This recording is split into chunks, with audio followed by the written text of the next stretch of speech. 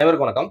அடக்கமுடையார் அறிவிலார் என்றெண்ணி கடக்க கருதவும் வேண்டாம். மடைத்தலையில் ஊறுமீன் ஓட உருமீன் வருமளவும் வாடி நிற்குமாம் கொக்கு.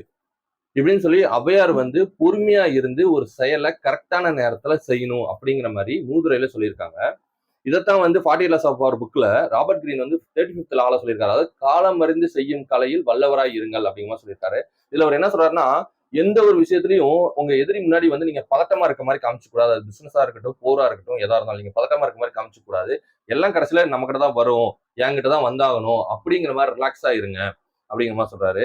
இதுல 3 வகையான காலம் இருக்கு. இதுக்கு இந்த இதை எக்ஸிக்யூட் பண்றதுக்கு அதாவது 3 டைப்பா இருக்கு. அதாவது நீண்ட காலம், கட்டாயப்படுத்தப்பட்ட காலம், முடிக்கும் காலம். நீண்ட காலத்துல ஒரு செயலை நீங்க நீண்ட காலம் தான், அதாவது ரொம்ப டைம் எடுத்துதான், அதுக்கு ஒரு டைம் தேவைப்படுது அப்படின்னா அந்த டைம் எடுத்துதான் நீங்க அதை செய்யணும். அதை நீங்க அவசரப்பட்டு செஞ்சீங்கன்னா அதனாலேயே மிஸ்டேக் வரும். அந்த மிஸ்டேக்கை சரி பண்றதுக்கே நீங்க டைம் எடுத்து செஞ்சிருந்தாலும் ஒரு டைம் பிட்வீன் இருந்திருக்கும்ல, அதை விட அதிக காலம் பிடிக்கும் அந்த மிஸ்டேக்கை சரி பண்றதுக்கே.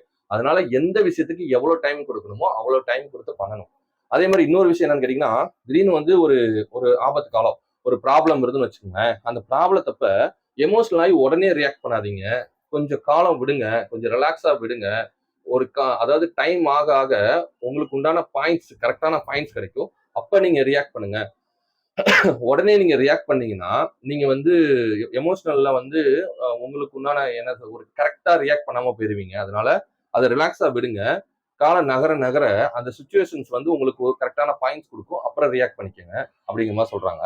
அதே மாதிரி கட்டாயப்படுத்தப்பட்ட காலம், இதுல என்ன சொல்றாங்கன்னா, நீங்க எதிரிய கட்டாயப்படுத்தி அவசரப்படுத்தணும், இல்ல அவங்கள வெயிட் பண்ண வைக்கணும், அதாவது காத்திருக்க வைக்கணும். இந்த மாதிரிலாம் பண்ணி அவங்கள என்னன்னா மென்டலா ஸ்ட்ரெஸ்ஸுக்கு உண்டாக்கி அவங்க எப்படி சொல்றது, அவங்கள ஸ்லோவாக்கிடணும். அவங்க அவங்களோட டைம் மேனேஜ்மெண்ட்டை கொலாப்ஸ் பண்ணி அவங்கள ஸ்லோவாக்கணும். இதை நீங்க கிராஸ் பண்ணீங்கன்னா அவங்க ஸ்லோவாயிருவாங்க.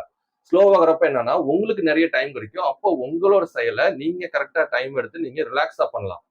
எதிரி ஸ்லோவாயிட்டா உங்களுக்கு காம்படிஷன் கம்மியாகும். அப்ப நீங்க தெளிவா வேலை செய்யலாம். முக்கியமா எதிரியை சிந்திக்கவே விடக்கூடாது. அந்த மாதிரி தொல்லை கொடுத்துட்டே இருக்கணும். அந்த மாதிரி சொல்றாங்க. இன்னொன்னு என்னன்னா, முடிக்கும் காலம். ஒரு விஷயத்த முடிக்கும் காலம் வர்றப்ப நீங்க கரெக்டா, அதாவது அது வரைக்கும் நீங்க பொறுமையா இருக்கலாம். ஆனா முடிக்கும் காலம் வந்துருச்சுன்னா கரெக்டா எக்ஸிக்யூட் பண்ணணும். அதாவது நீங்க முடிக்கும் காலத்துல என்ன செய்ய போறீங்கன்னு தெரியாம பொறுமையா இருந்து வேஸ்ட். அதாவது பிளான் கரெக்டா இருக்கும். பிளான் கரெக்டா வச்சு கரெக்டா பொறுமையா இருந்து கரெக்டா எக்ஸிக்யூட் பண்ணும் அந்த டைம் வரப்ப அப்படிங்கிற மாதிரி தான் இந்த லால சொல்றாங்க. நன்றி.